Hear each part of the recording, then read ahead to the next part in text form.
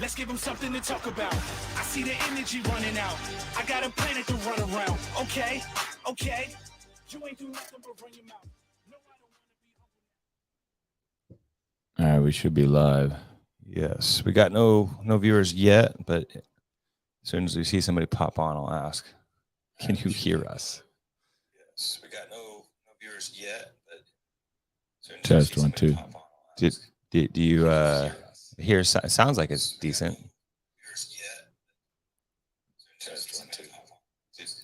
Test.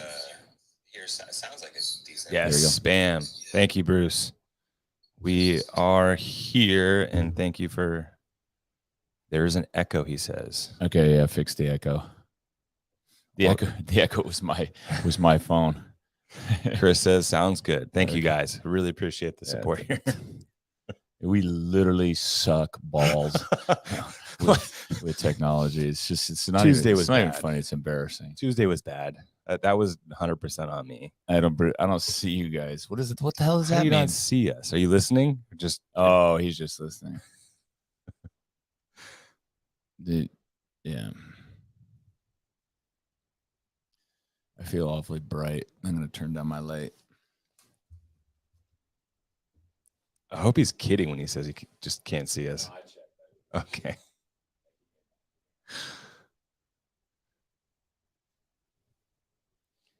Too much glare over there off the whiteboard. Yes. Still too much glare on my forehead. There you go. There's your hat. Signature hat. I went on to, let me see. Chris Graham, can you see us? A black screen. All he sees is a black screen.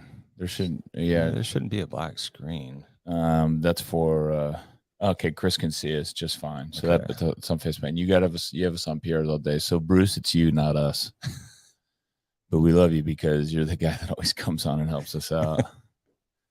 And the fact that you're still coming on despite all of our technology issues is another vote of confidence for our fans. Chris said he's on Facebook, not YouTube. I'll just double check Facebook real quick, or YouTube.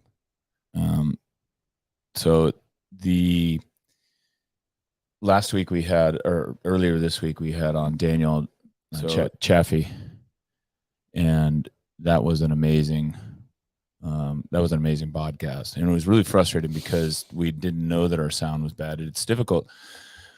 The device that we use a Rode mixer board, and what it does is it gives you your voice back direct from the mixer board, and it doesn't give it through the outlet that you're streaming to. So as a result, you can hear yourself and thinking you're great, but it may not be projecting out. Yeah. And so we didn't know, but Daniel Chaffey, fortunately, he dialed in remotely. He goes in directly to StreamYard, where we are, and his stuff was great. Yeah. So I was able to cut it out, cut out our crappy computer mic stuff that it was picking up. Basically, Jamie's computer mic was picking it up in the background. We were able to cut that out and then get the best content. So if you haven't seen it, if you haven't seen the Daniel Chaffey piece from earlier this week, watch it. And actually, if you're an affiliate owner, and I'm going to just promote our podcast a little bit here. If you're an affiliate owner and you want some really good content on what other successful affiliates are doing, watch our last couple of podcasts and put it on fast forward if you want to, or listen to it.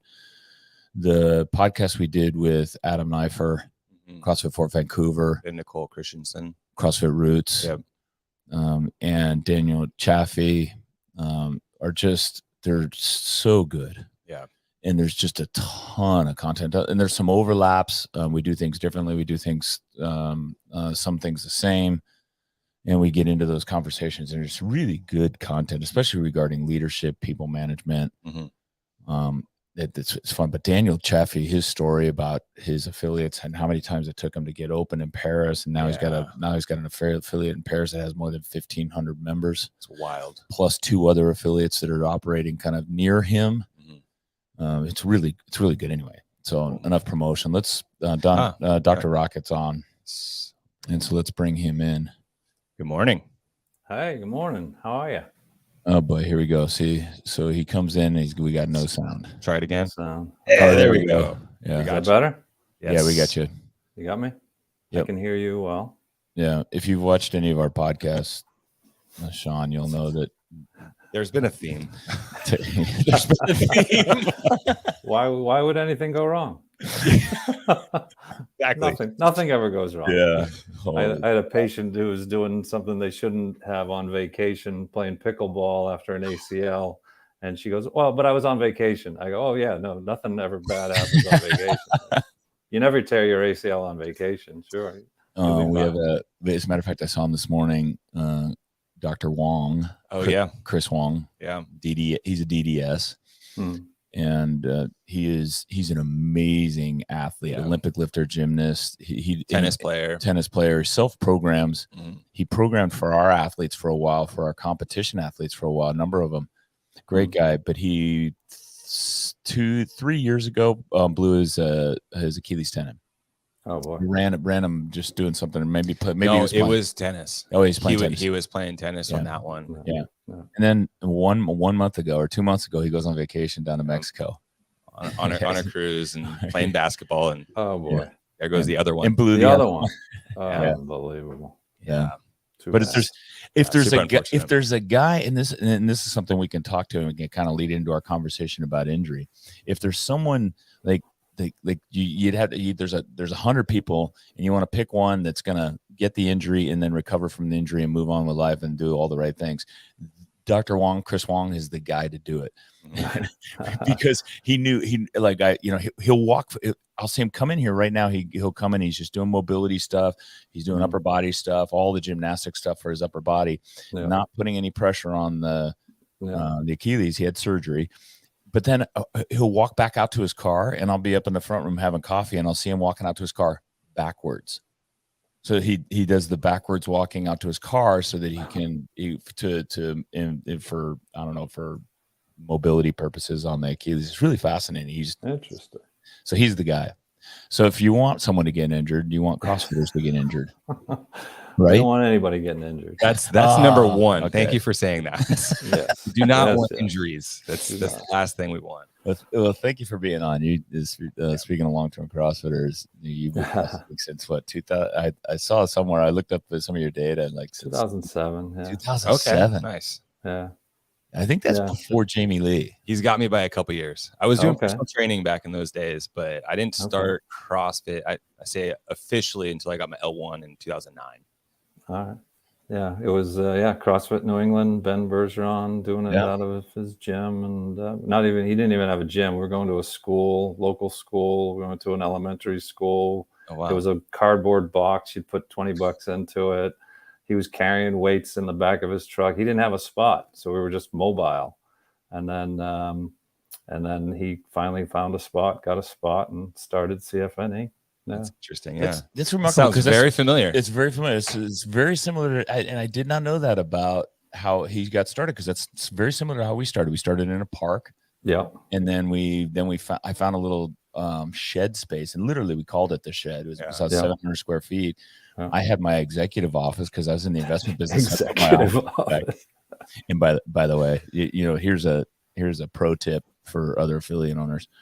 My company allowed me at the time to work from home, and they gave me a monthly allocation that I could spend on office space. So I spent it on a CrossFit gym. A CrossFit gym. Genius move. Very similar to what Ben did. Ben's best move was he gave lifetime memberships right off the bat. Oh yeah. Wow. So we had people interested. Yeah. And then lifetime memberships to I think it was 11 or 12 people. And we didn't want that to fail. So we were shouting it from the rooftops. We were bringing all our friends in. That's awesome. And it was just a great business move. That so he gave away lifetime memberships. Did you pay him for the lifetime membership, or did he do it for free? Yeah, okay. A little bit. So you paid him. That was his startup money. That's how he got the space.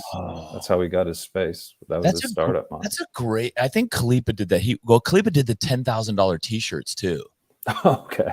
Which I think is actually, it's not a bad idea, right? So I think when he needed to expand, I gotta talk to him about this.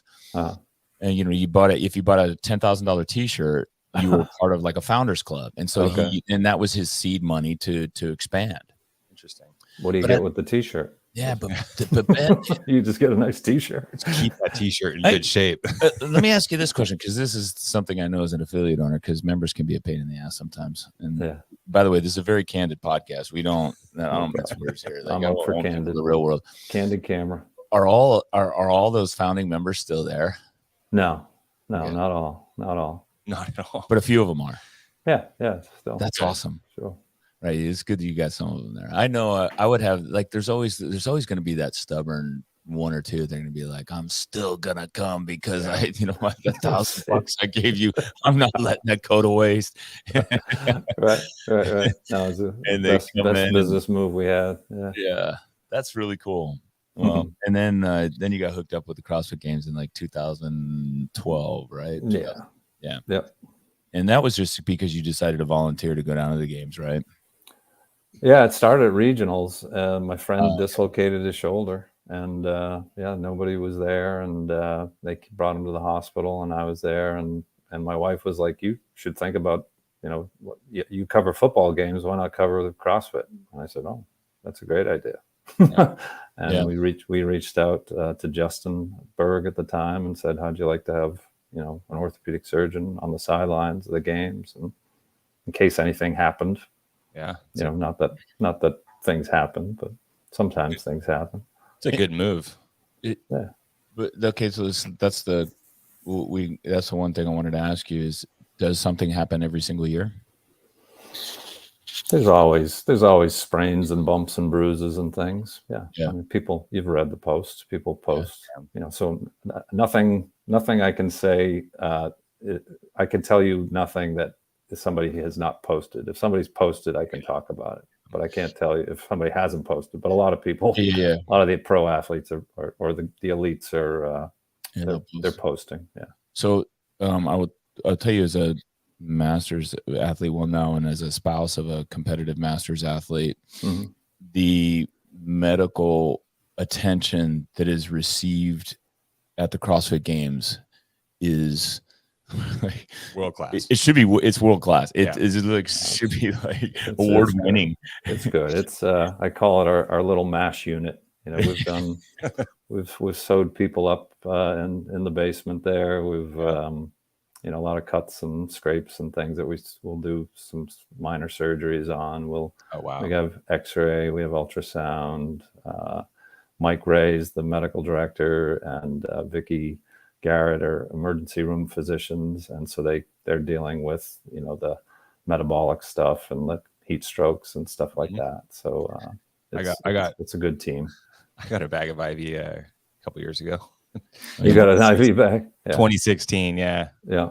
It was that year when everybody was crashing from Murph.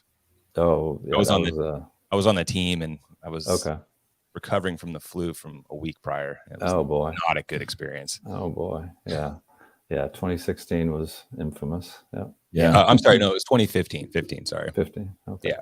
So in my wife's division, there's an athlete who broke her toe, and afterwards, and my wife's good. Well, all those masters athletes are good friends in their age groups. But anyway, so she was talking to her afterwards, and Yvonne says, "Well, she's from a European country. I don't want to give too much information. She may not know, but she goes, Yvonne goes, well, so you heading back? You have to go back for a hospital care?" She goes, no, because they had planned to do other stuff in the U.S. before they went back. She goes, no. She goes, I'm fully taken care of. I don't have to go to the doctor. I don't have to do anything. They did everything. Like right there. Yeah. She goes, and it didn't cost me a dime. That was the best. Part of the admission fee. Yeah. So any of you masters athletes, by the way, because masters athletes are big pains in the asses. We're very vocal when we don't like something, which is a kind of a rite of passage. When you turn 40 years old, you're allowed to bitch a little more about stuff that bothers you. But they'll talk about the costs of the games and how expensive it is to register. I can't believe it. But then this happens, right? So it's almost, and I would tell them, like, basically it's like having medical insurance. You're going to get top-notch care no matter what may go wrong.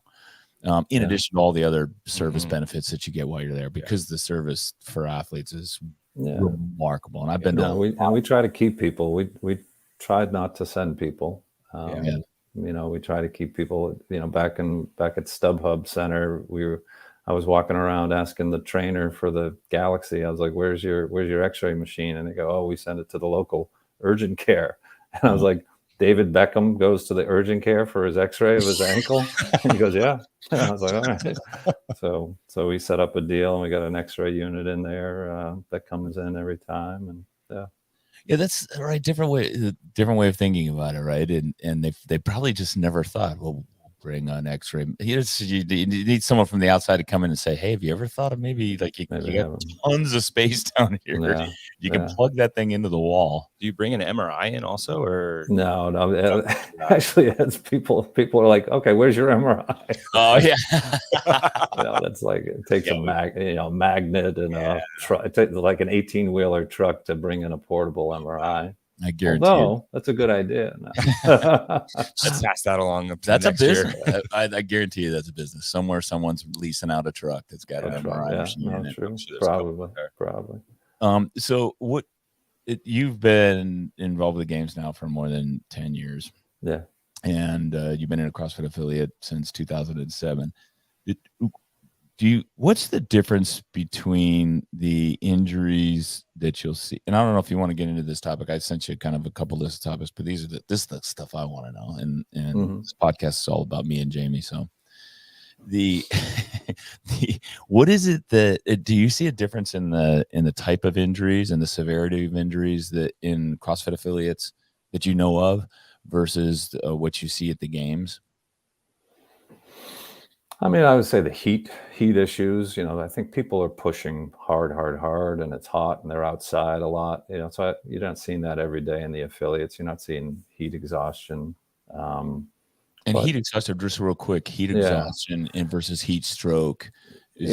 What's the difference? That'd be a good question for the ER guys, but one, heat stroke is worse. Heat stroke is where you actually get mental confusion and mental status changes. You actually stop sweating, so that's a sign. If somebody is, you know, overheated and they have no sweat on them, that's actually a sign of a heat stroke. Heat exhaustion is more of, you know, fluids dehydrated, temperature above a certain level, and just, you know, feeling, you know, absolutely miserable. But heat stroke is significant, serious, has to be dealt with. Rapid cooling treatment. You know, we have ice baths, we have ice bags. You know, checking to, you know, get their temperature down immediately is really the treatment for that. And you've seen a lot of the videos where we have the ice baths, and that's the thing. We've sort of adapted. You know, that Murph back in 2015 was the first, and then 2016. If you saw.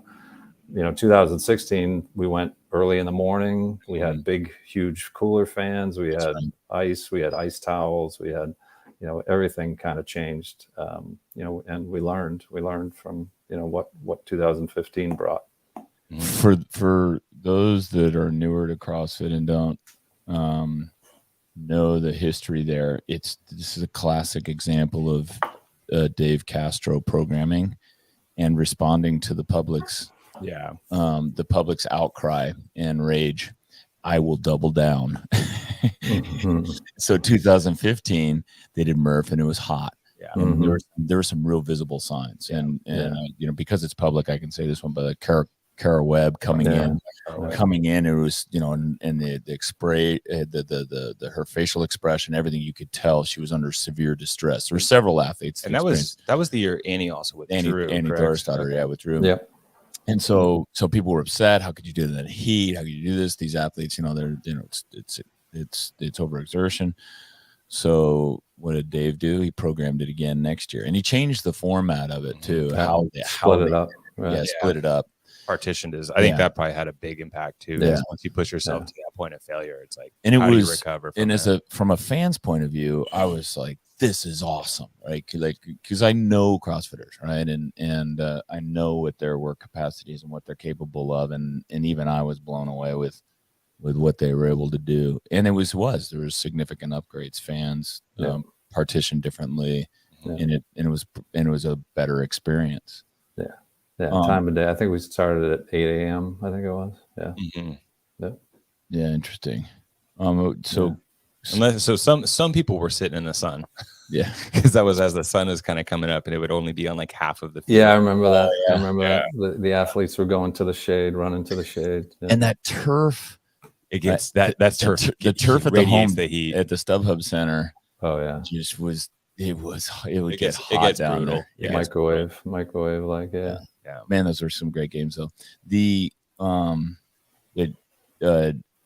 Jamie Lee has a good question on our board. We have a whiteboard where we have like talking points we want to talk to you about. We won't get to them all. And if there's anything you want to interject with, let us know. But this one I like. Do you or are you consulted by CrossFit relative to the programming or the execution of workouts at the CrossFit Games or at the semifinals or regionals? Yeah, Mike Ray, who's the medical director, he's involved with the pre decision making. Yeah, he was Michael Ray was one of my Lisa's husband. Oh, that's Lisa Ray's husband. Yeah, Lisa was there. Oh, that's also. right. Yeah, and I know him. Shit, I didn't know that's the same Mike Ray. Yeah. He's ER. He's the ER guy. Yeah, that's He's been there since 2008. Oh wow. He's just he's a great calming influence. Sometimes when when you need an ER physician, he's a smooth operator. Yeah. I was in Boulder with him and Lisa, and then Christensen and a couple of other affiliate owners for this gathering that we did there back in 2020, at the end of 2020, or maybe at the beginning of 2021. And one of the CrossFit HQ staff popped the tendon in his pinky. Oh wow! We were doing lightweight snatches with box jump overs, and he's good at boom, and it popped, and so his finger was his pinky, if you can see, was curled. Okay. And he didn't really feel any pain. He was like, he felt it, but it wasn't any, and he didn't have any power in it. And the reason why I bring this up is because Michael was there, Mike Ray, and that night we were all kind of sitting around having cocktails. And he was talking to Mike about it. He goes, yeah, so what do I got to do? It's like, he goes, is this going to heal? Should I just cast it up? And Mike's like, I think it's going to be a little more than that. You need to make an appointment with your doctor. And as it turned out, he had to have multiple surgeries, and they go all the way down the wrist, and they grab the tendon, they pull it up. Yes. I know of that case. Yes. So I'm sure you're familiar with that. Yeah. My God. Tendon tear. Yeah, tendon tear. And so related to that, interestingly enough, Sean, is that we had that happen here in our gym about 6 months ago. Oh boy. I mean, I can say his name because he'll let me. Chris McCreary. He's a really good athlete, triathlete, and he's had a partial knee replacement, came back in the next day, and was literally almost a day after surgery. We had he's one of those guys that you kind of have to pump the brakes for. Yeah, we have to pump the brakes. Right. But he's fast here. But same thing, and he had that happen. He goes, yeah, look at this, man, my pinky's curled. I'm like, oh no. You knew. And I connected him with the CrossFit HQ employee, and they traded pictures and emails and everything else, and he got him, helped him get really good care for, but he had the same surgery. Oh boy, bummer. Oh yeah, and worse, Chris ended up getting part of the surgery. Yeah, so he was on a plane, so he got sepsis, but then was on a plane. Yeah, with that after getting the surgery, and his whole hand swelled up. He was in severe pain. Landed, had to go directly to the hospital. Oh, I thought he was gonna pass out. Oh yeah. Oh. It was tight. It was a scary moment for him, for sure. Bummer. But he shared his moment, his experience, and still continued to come into the gym. And obviously, again, we still had to pump the brakes for him. But he was a little bit more open to that idea. Yeah. He was. If you want to know what type of guy he was in the gym with one of those picks where they an IV line. Yes. Sick line. Yeah, he came in just to ride the bike. I know those people. Yeah, I know. Yeah. Are those more difficult people to manage with respect to recovery versus those that just Yeah, don't so you do love anything? the CrossFitters, because Yeah. I truly believe, if you are in better shape going into something, you're going to heal faster. There's no doubt about it. Yeah. You'll heal better and faster. So there are times where people will come back and they'll tell me what they're doing, and I'll be like, oh, and then I'll examine them, and I'm like, all right, you got away with it. And our timelines, I think, are just based on the average human. But as we know, if you're in good shape, you probably will do better than the average human.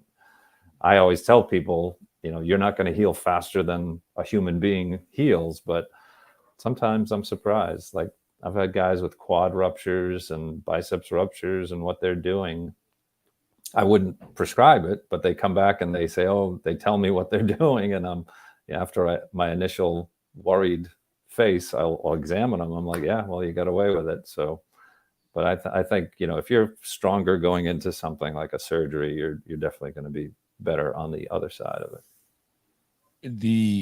My wife had shoulder surgery, and she's an avid CrossFitter, and then came back in and was exercising, just scaling everything, adjusting everything. Mm-hmm. And doing the PTs. And I would put her on the scale of like probably doing, too much. Mm-hmm. She still ended up with frozen shoulder. Yeah. So the rotator cuffs are notorious for getting stiff after surgery because, some people, it hurts. Number one, it hurts. And then number two is, we restrict people because we want tendon and bone to grow together. And we know that takes 3 months usually for a tendon and a bone to become 100% strong. Okay. By 6 to 8 weeks, it's probably about 75, 80%, which is when we'll let them start, lifting on their own. But there's on my website, if you go to my 321 Go MD on my website, I have these passive range of motion exercises, which are completely passive. And I want motion. And so I'll fight for motion, but I won't fight early for strengthening. So, or active motion. So active motion is when you lift your arm up by yourself, but passive, and I'll show you passive. I always tell therapists, I like when somebody can just do this, that is completely passive. And there's a bunch of, physical therapy out there where they're showing people how to do this and how to take a pulley. And I think that's active. And I think that's at risk of, risking the repair. Whereas that passive, where you just do these little table stretches and move your body, plant your arm, but move your body, fights for range of motion to prevent the frozen shoulder, but allows the tissue to still heal. So kind of like walking the hand up the wall. That's active because you could potentially do that passively, like with your other arm. But again, if you do it yourself, you can feel your deltoid I'm not a big fan of walking up the wall. If you're walking up the wall like this, this is the same thing when you're doing that without the active contraction of your shoulder. You said your website with this resource is 321 Go? It's called 321gomd.com. Okay. And it's got, if you click on it, you can see all different things. I have videos on how to repair a rotator cuff, what a meniscus surgery looks like, passive motion shoulder exercises, what does a biceps tear look like. I started it a while ago. It started when people were coming up to me at New England and saying, there it is. Yeah.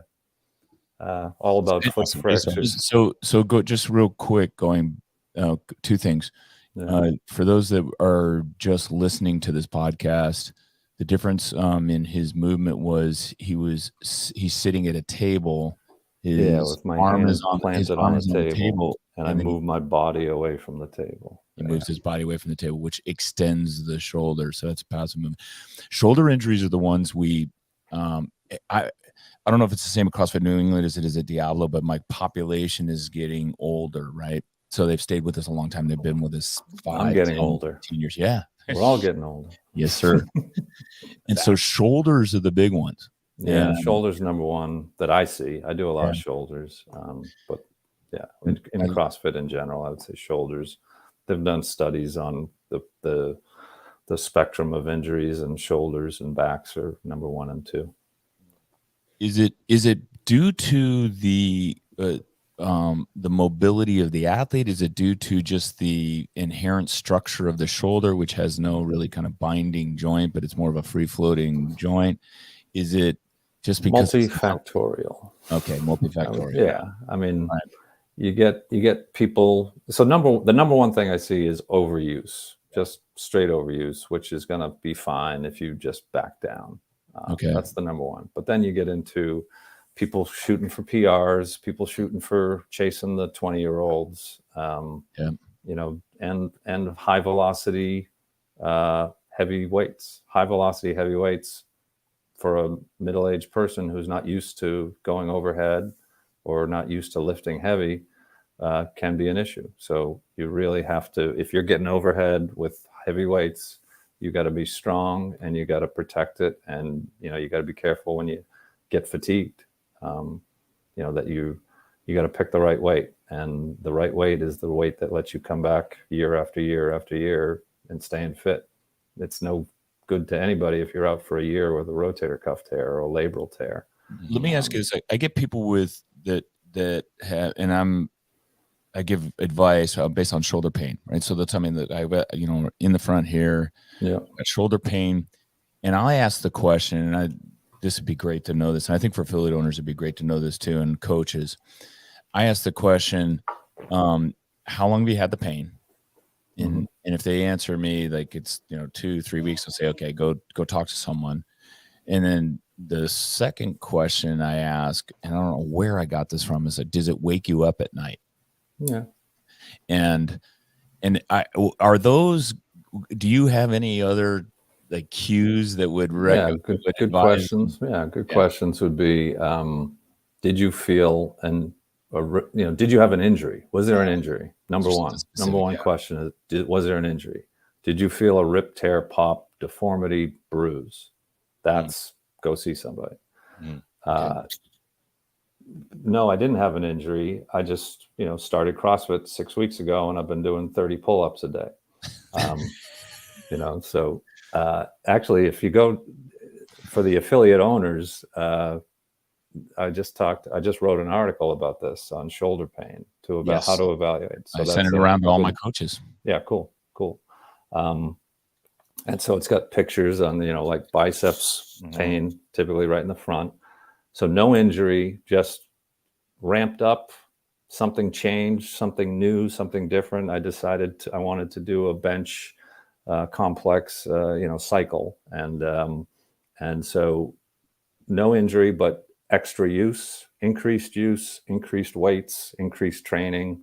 That's the overuse. That's the tendonitis, which sounds minor, and it sounds like, oh, you know, you only have a tendonitis, don't worry about it. But that's the number one thing I see in the office. It's from people who don't listen to that nagging front biceps pain, and they keep coming and they develop into this ugly swollen biceps tendon that hurts, and it takes 6 months to go away. And so again, if you can get it early, and if you get them at the 2 to 3 weeks, and you say, okay, let's back off on stuff for 2 to 3 weeks, that's all it's going to take. Back off on your shoulder stuff. Let's just, you know, do some lower body stuff. It'll get better. And that's the really important part. Would something like any other exercises that would like help recruit maybe like the weaker side? Because generally when you see somebody with that bicep or anterior, like there's some compensation happening elsewhere. Yeah, I mean,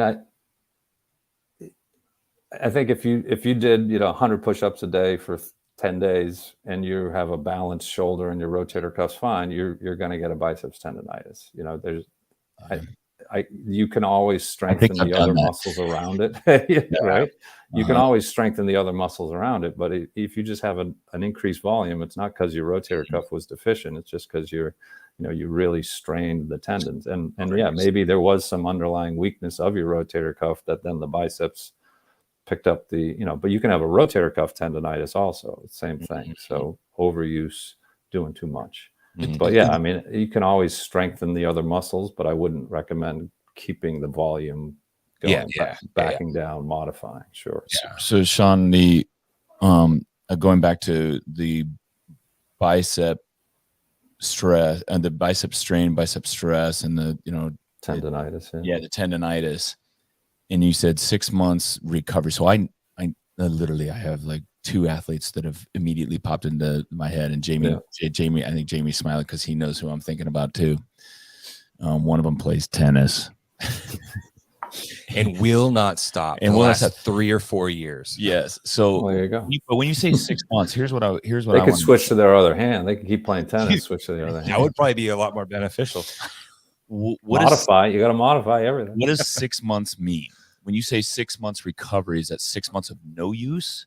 Dude, What did I say? 6 months. Oh, if somebody is having a year of biceps tendonitis, and if you got a super sore, painful all the time, and you said you might be looking at 6 months recovery. Is that 6 months recovery just 6 months they shouldn't use it? Yeah, no. It's I call it if you go to my 3-2-1 Go MD, I don't know if you have it, you can pull it up, and under the tendonitis, you can see what a tendonitis. Go down on the menu on the left and go to tendonitis. And it's really tendinopathy, which means there's micro tears of the tendon. Click on that and scroll down. Oh, this is great. And you see the picture on the right is a beautiful, lovely looking tendon. And the picture on the left, that's what tendinopathy is. You have little microscopic tears of tendon. I know whose tendon. I know whose tendon.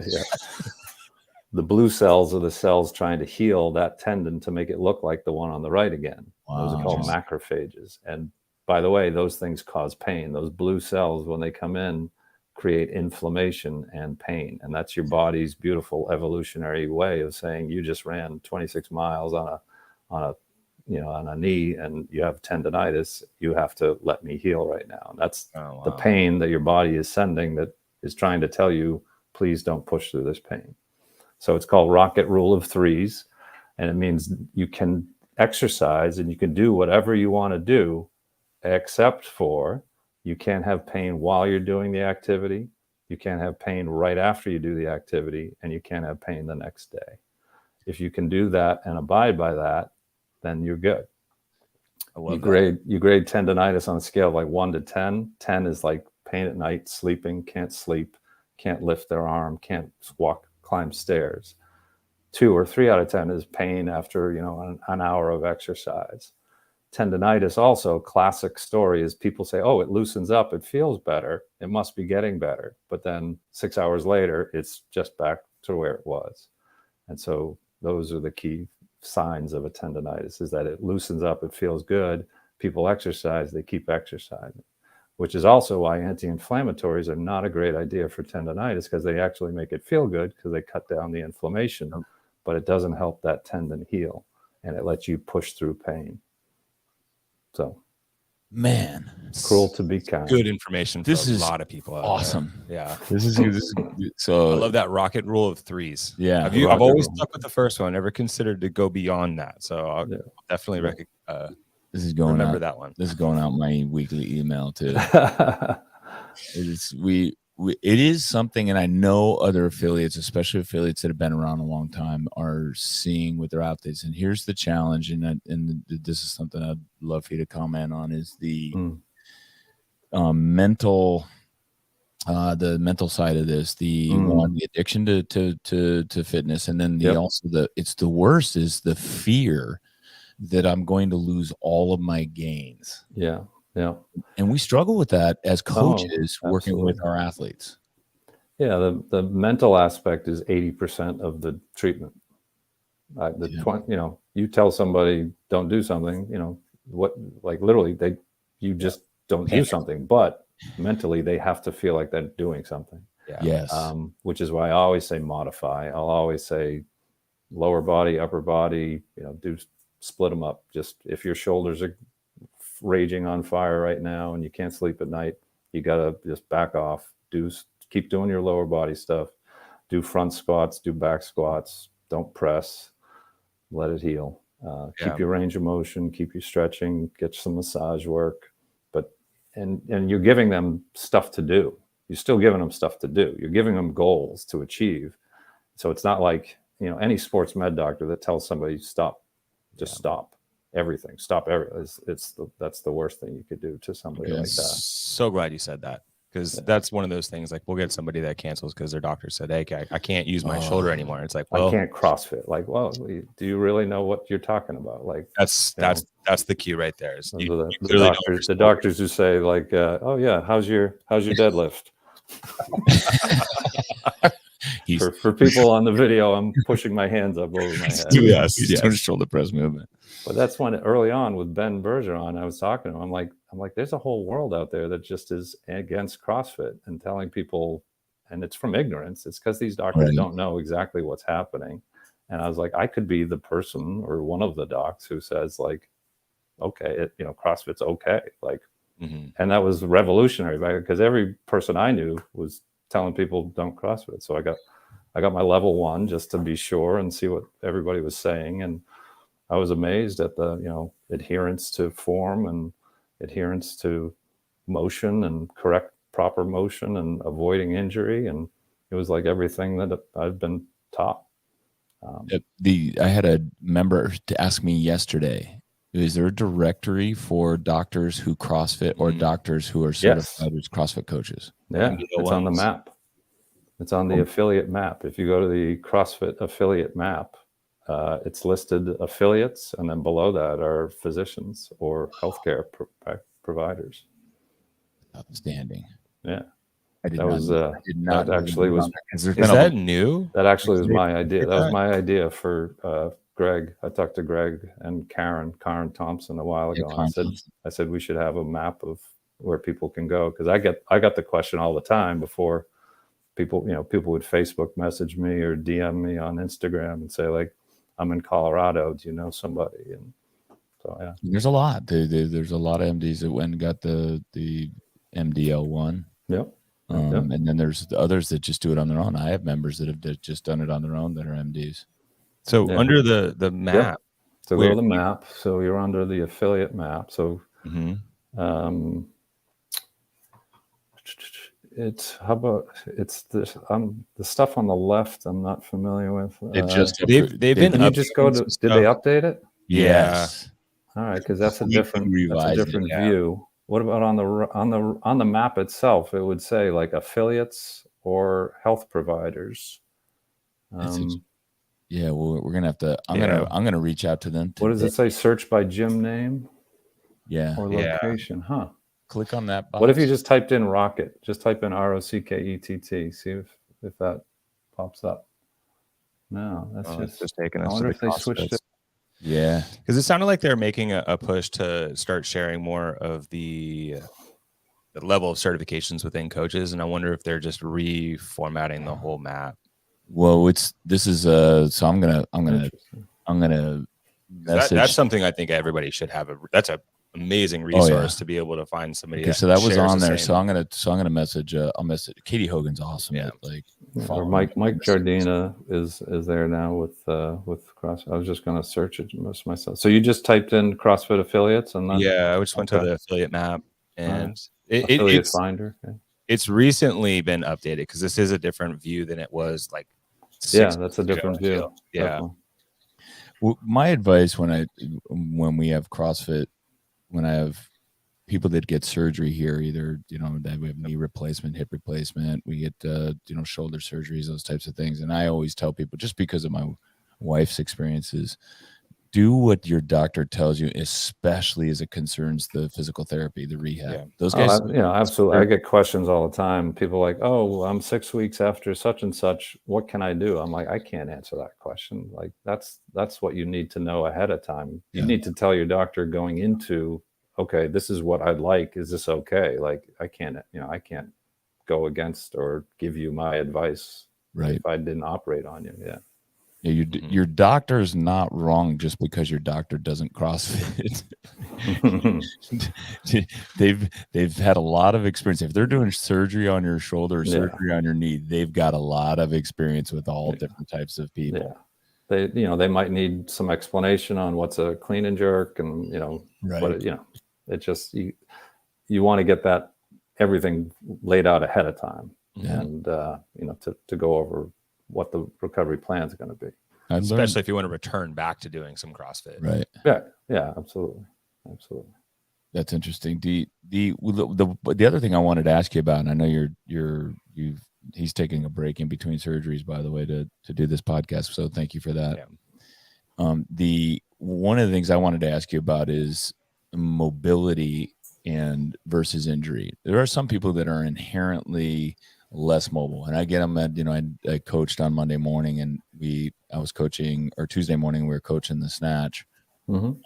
And there's a few athletes in there that literally just can't achieve that, that proper overhead position, Stable environment. And I know what that feels like, because that used to be my jam, was that overhead position and overhead. Now that I'm 60, I feel that limitation. Yeah.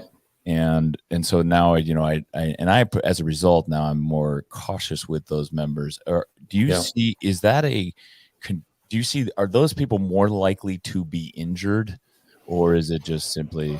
No. I think it depends if they're trying to fight for the same weights that everybody else is doing at their level, and they're torquing, or they're moving, or they're putting stress on other joints, then I would say yes. But if those people can modify, and maybe, there are people with shoulder arthritis who I wouldn't recommend going overhead. They literally have so much arthritis in their arm that they can't get their arm above 135 degrees. We want to see that, but if you shouldn't be snatching if your arm doesn't go beyond 135 degrees. Like, you would just modify. Right.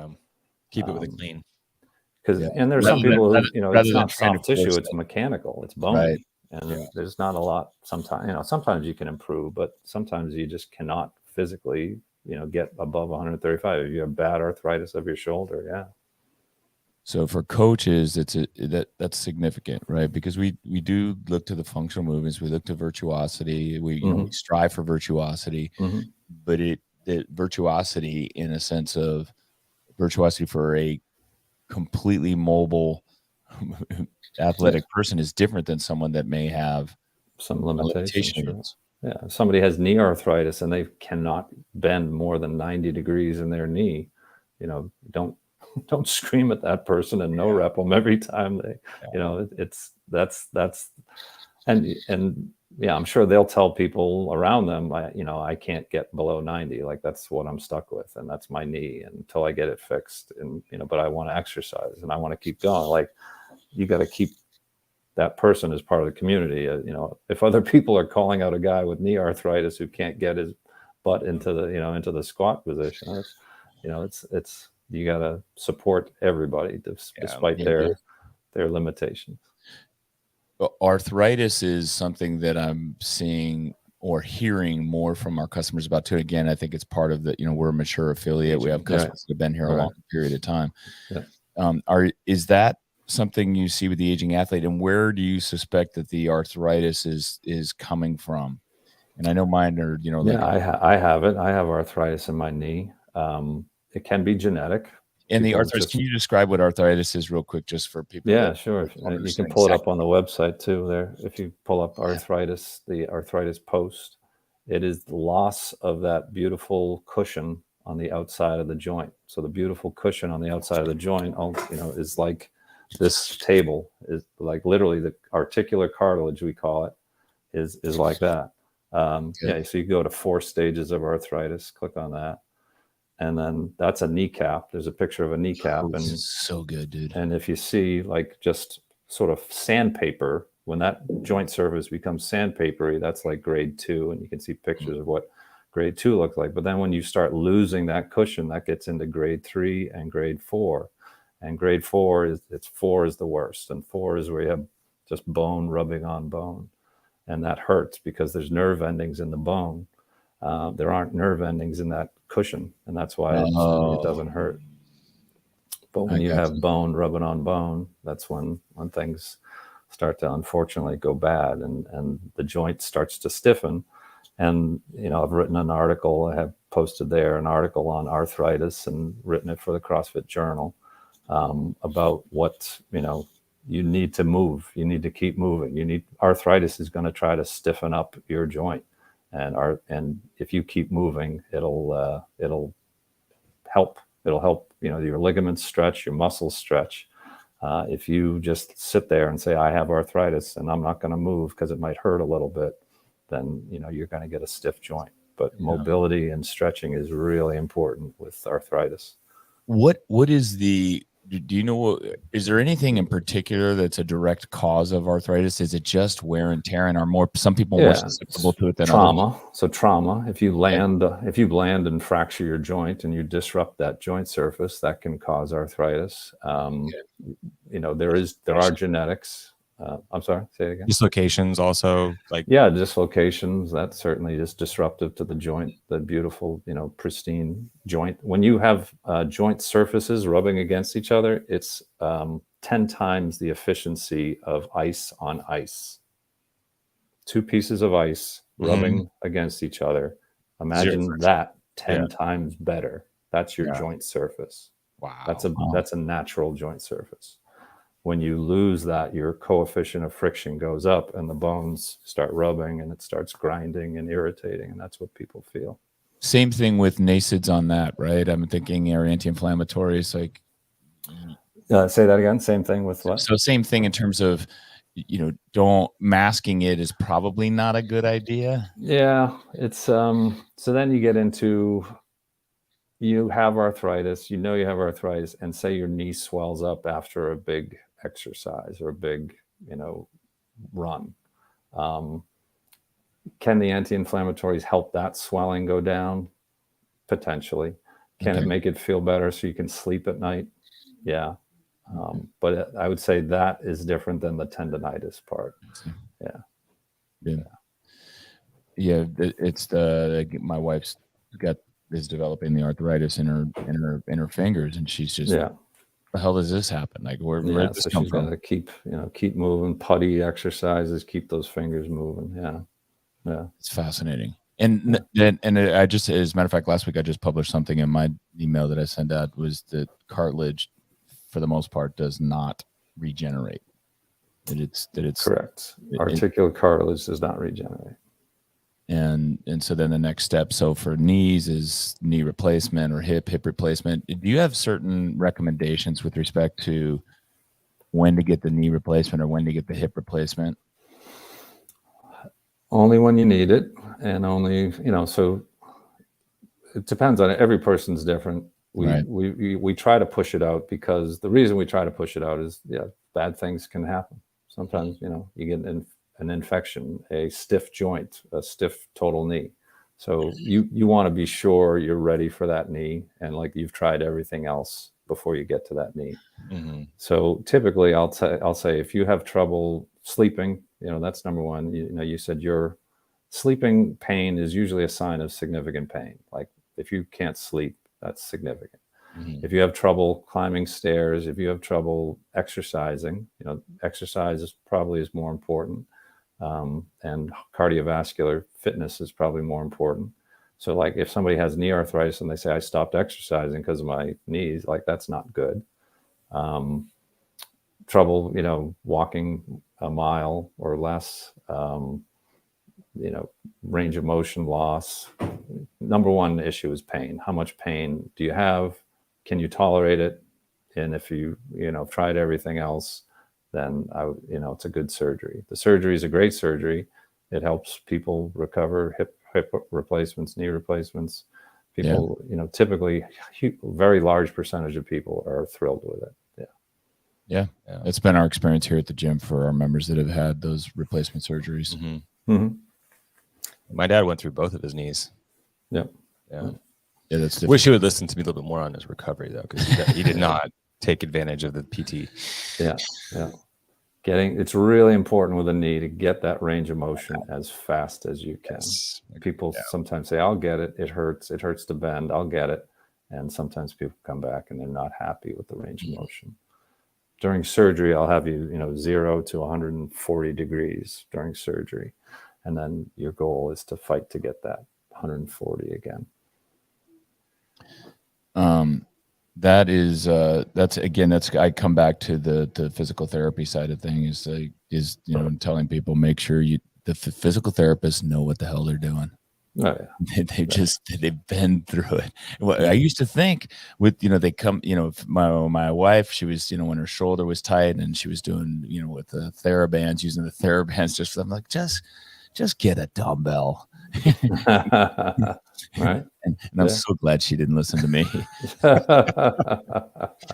Listen to the bro. Yeah.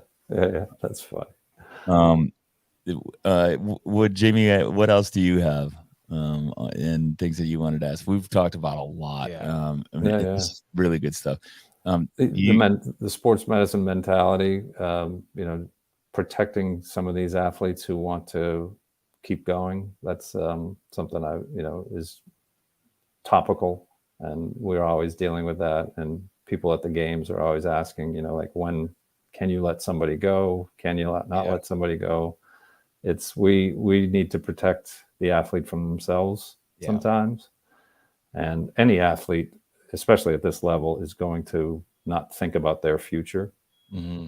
And we've seen what happens in the future sometimes. And so it's sometimes a struggle and a battle. And obviously we want people to compete, and we're, are fans of the sport, but we also don't want them to hurt themselves. The emotions are so high, especially under an injury or something. Out in that environment.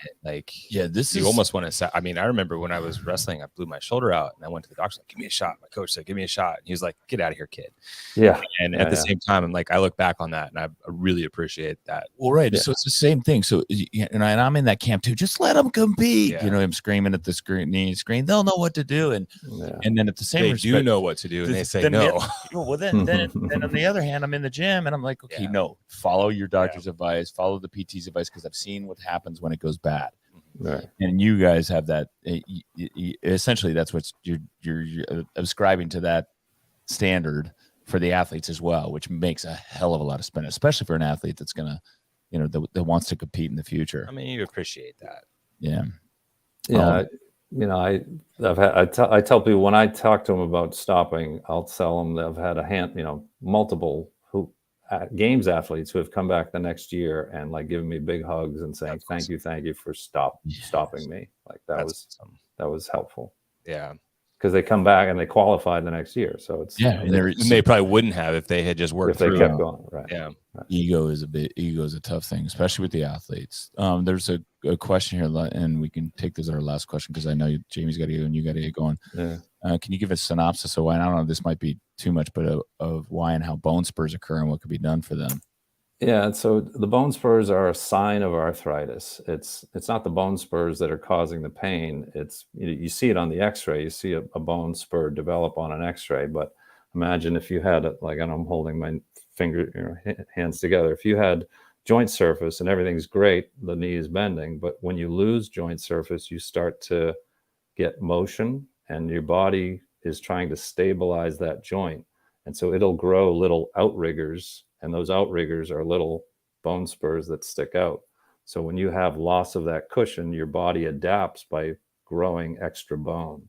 That's fascinating as hell. Yeah. So it's your body trying to essentially stabilize your joint. Wow. Yeah. But it's not the bone spur that causes the pain. The bone spur is easy to see on an X-ray, but it's the fact that you've lost that cushion on your joint surface that's causing the pain. Will the bone spur is it advisable or not advisable to have bone spurs removed?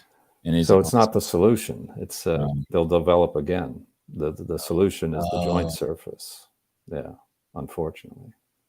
And it depends on the body part. Sometimes there's I would say a specific spur like in the shoulder that can dig down, or there's certain joints that have spurs that are not the thing I'm talking about is a knee joint with a spur on a knee joint. That is not the solution. But there are other types, like in the elbow, sometimes there's a spur, and if you remove that might give you pain relief and things like that. So don't take that for all joints, I would say. Okay, that's good. Well, look, we've you've taken a lot of your time. You're in between. I know you're gonna probably go back to more surgery. So today's the office day. Today's the in between the cheerleading. You're going to be fine. Don't worry. The pain will go away. All right. Hang in there. Take Hang the in there. process. Don't overdo it on the opioids. Trust the process. Yeah, that's right.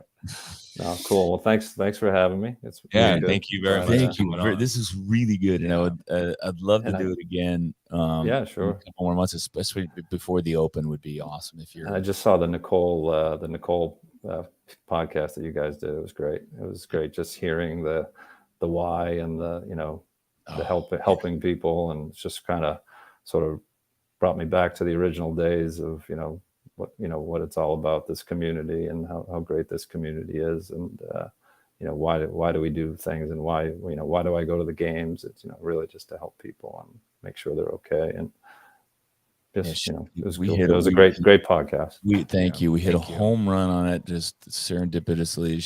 She can speak from the heart, and the words on that thing, man, I got chills from it as well.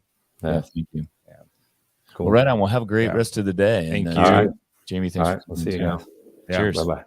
Bye.